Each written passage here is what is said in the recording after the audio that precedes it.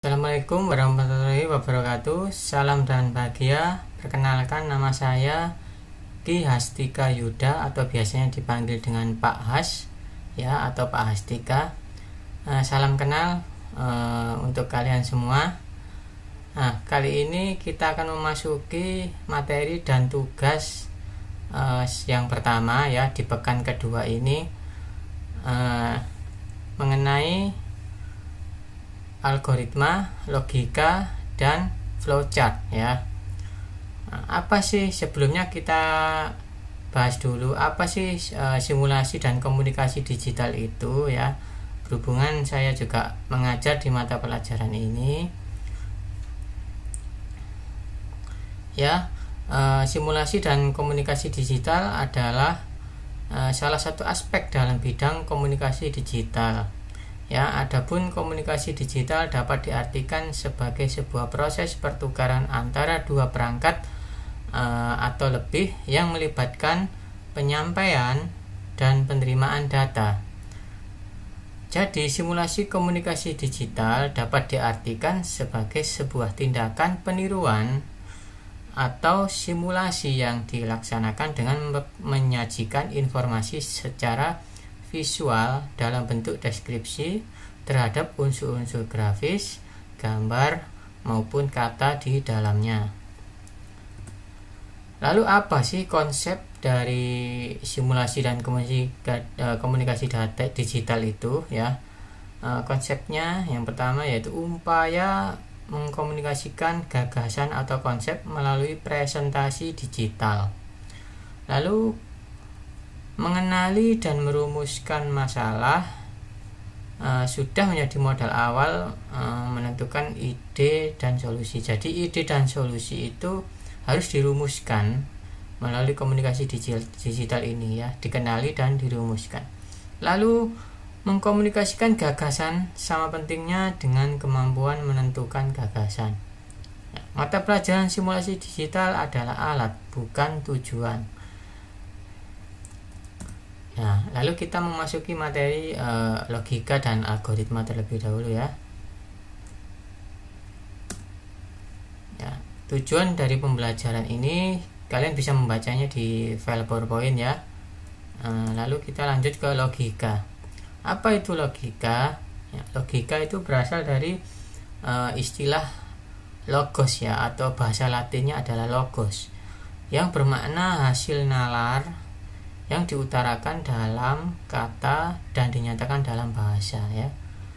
Salah satu fungsi logika adalah sebagai alat untuk menarik kesimpulan. Kita dapat menggunakan alat ini setelah melakukan penalaran berdasarkan pernyataan-pernyataan yang benar ya, atau disebut dengan premis. Penalaran untuk penarikan kesimpulan dibedakan menjadi dua jenis, yaitu nalar deduktif dan induktif. Ya, berikut ini nalar deduktif dan induktif ya. Penarikan kesimpulan yang bergerak dari maksud saya deduktif ya. Deduktif itu apa sih? Ya, jadi deduktif itu adalah logika penarikan kesimpulan yang bergerak dari pernyataan benar yang diumumkan, yang umum ke khusus ya, maksud saya. Contohnya, semua siswa SMK harus disiplin dan bertanggung jawab. Itu kesimpulan umum ya. Lalu kesimpulan khususnya, Sandi adalah siswa SMK. Kesimpulannya, Sandi harus disiplin dan bertanggung jawab. Nah, jadi kesimpulannya itu diambil dari umum dan khusus. Artinya itu deduktif.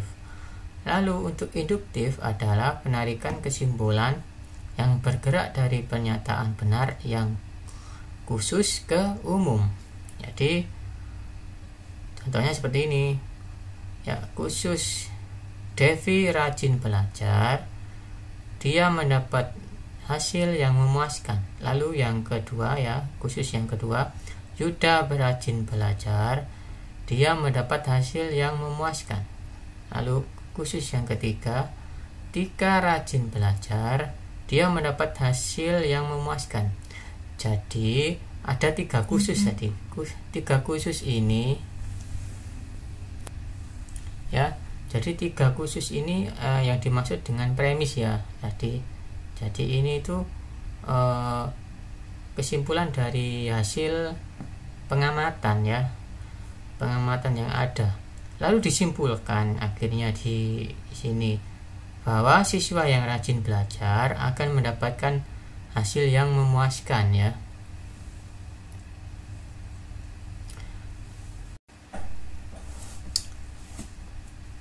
Ya, itu tadi pengertian dari deduktif dan induktif ya. Jadi nalar itu atau yang disebut dengan logika itu ya, itu ada 2, yaitu deduktif dan induktif. Nah, sekarang kita akan ke poin berikutnya, yaitu tentang algoritma. Apa sih algoritma itu?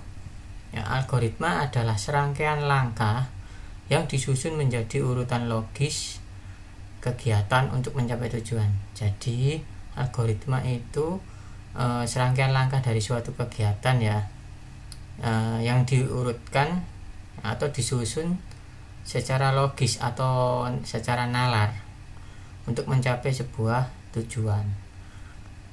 Nah, di sini saya mempunyai contoh ya. Di sini ada contoh kasus ya, sebuah cerita. Ya, Dina adalah siswi SMK. Hari ini Dina akan berangkat ke sekolah. Namun Dina ingin sarapan nasi goreng dan Dina pun memasak dengan bahan yang ada.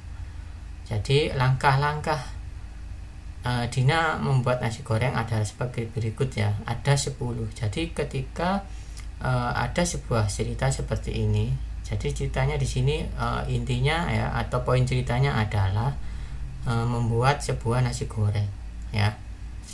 Jadi setelah disimpulkan atau dinalar ya, akhirnya ada 10 langkah di sini. 10 langkah itu ya, 10 langkah membuat nasi goreng di sini. Yang pertama, siapkan nasi dan bumbu-bumbunya. Lalu yang kedua, haluskan bumbu. Yang ketiga, hidupkan kompor ya dengan api sedang, dan seterusnya. Ini bisa kalian baca di sini ya. Lalu langkah logika ini ya, atau algoritma ini disebut dengan algoritma ya. Jadi 1 sampai 10 ini disebut dengan langkah atau algoritma. Itu dari algoritma, dari bentuk algoritma ini akan dapat dibentuk dalam flowchart atau diagram alir. Jadi saya jelaskan di sini apa itu diagram alir ya. Ini sebelumnya kita jelaskan dulu apa sih diagram alir atau disebut dengan flowchart ya, atau bagan alir. Flowchart merupakan sebuah bagan yang menunjukkan aliran algoritma dan menampilkan langkah-langkah penyelesaian terhadap suatu masalah. Terdapat berbagai penyelesaian terhadap suatu masalah ya. Jadi terdapat berbagai alasan bagi seseorang untuk menggunakan flowchart, antara lain. Jadi penggunaan flowchart itu gunanya untuk apa sih ya? Yang pertama, dokumentasi proses. Lalu petunjuk untuk memecahkan masalah. Lalu yang ketiga, untuk pemrograman ya, biasanya seorang programmer itu biasanya memakai flowchart untuk membuat sebuah software atau sistem informasi.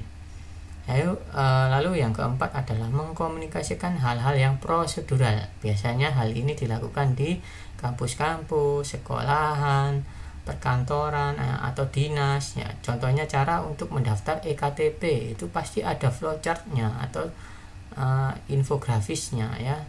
Jadi fungsi dari flowchart itu seperti itu, untuk membuat sebuah prosedur, untuk salah satunya adalah untuk membuat sebuah prosedural ya. Nah, jadi soal cerita ini tadi, Dina membuat nasi goreng, itu juga bisa dijadikan sebuah flowchart. Jadi flowchartnya adalah sebagai berikut ya. Ini ya, lihat.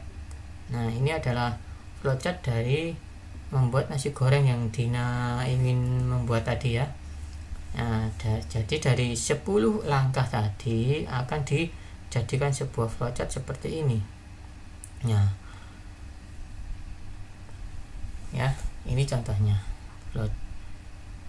Jadi dari Dina memulai, ya, Dina akan memulai lalu menyalakan kompor, ya, menaruh penggorengan di kompor dan seterusnya ini, ya, sampai masukkan bumbu. Dan di sini setelah Dina membuat sampai masukkan bumbu, dan di sini setelah Dina membuat nasi gorengnya, dia akan mencoba dulu rasanya, apakah rasanya itu sudah pas, ya.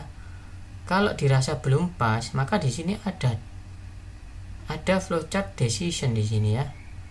Nah, sebelumnya bisa kalian lihat tabelnya di sini. Tabel dari simbol-simbol flowchart itu apa aja, ya. Yang pertama di sini ada tombol start atau end, atau disebut dengan terminal, ya. Simbolnya seperti ini, simbolnya berbentuk silinder, ya, seperti ini. Lalu ada simbol input atau output, read or write, ya. Lalu ada simbol proses, terus ada simbol decision, ya. Decision itu yes or no. Jadi decision itu seperti opsi, ya, opsi ya atau tidak. Jadi kalau nasi goreng itu rasanya kurang, oh berarti kan tidak bisa disajikan dulu karena rasanya masih kurang asin jalannya. Lalu Dina akan menambahkan garam, ya. Nah, jadi decision fungsinya untuk itu. Lalu ada display, alur proses, titik, ya, titik penyambung, titik konektor dan lainnya. Ini bisa kalian baca.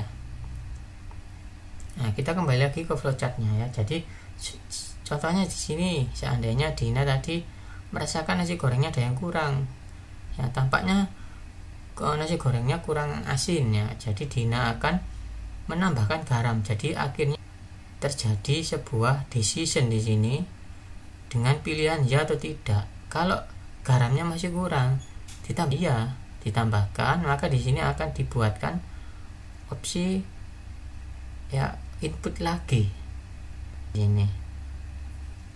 Lalu dicoba lagi rasanya, kalau sudah pas, kalau sudah tidak lainnya langsung bisa disajikan. Nah, seperti itu, ya.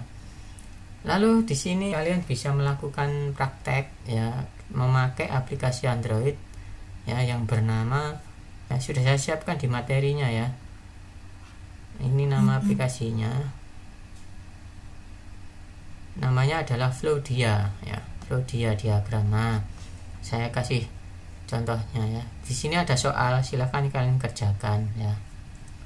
Nanti saya kasih contoh cara mengerjakannya. Di sini ada soal, ini kalian kerjakan soalnya, ya. Di sini ada satu soal, tapi di sini ada dua permasalahan. Di sini yang pertama, ya, di soal ini kalian buat 2 algoritma dan flowchart dalam kehidupan sehari, yaitu mencuci pakaian dan mengecas handphone. Bagaimana sih langkah-langkah atau nalar mencuci pakaian dan mengecas HP? Kalian silahkan kerjakan, ya. Cara menjawabnya itu seperti di contoh tadi, ya. Contoh, kalau Dina ini persoalannya adalah membuat nasi goreng, ya. Kalian menjawabnya cukup kalian bikin langkah-langkahnya saja dan membuat flowchartnya. Langkah-langkahnya seperti ini, ya. Yang untuk nasi goreng tadi itu ada 10 langkah, ya. Kalau di soal ini terserah kalian bisa berapa langkah, itu terserah kalian. Yang penting kalian susun secara nalar kalian sendiri, secara logis, ya, jangan terlalu panjang-panjang.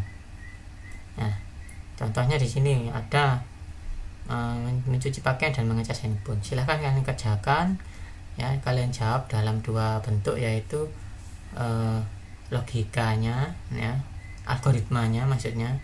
Jadi kalian bentuk jawaban dalam algoritma dan flowchartnya, ya. Jadi jawabannya dalam bentuk algoritma seperti ini. Demikian materi yang bisa saya sampaikan. Untuk mengerjakan soalnya, ya, kalian bisa buka link video ya, atau kalian bisa melihat video tutorialnya. Nanti saya siapkan video tutorialnya ya, linknya akan saya bagikan di Google Class di topik tugas pekan 2 ya.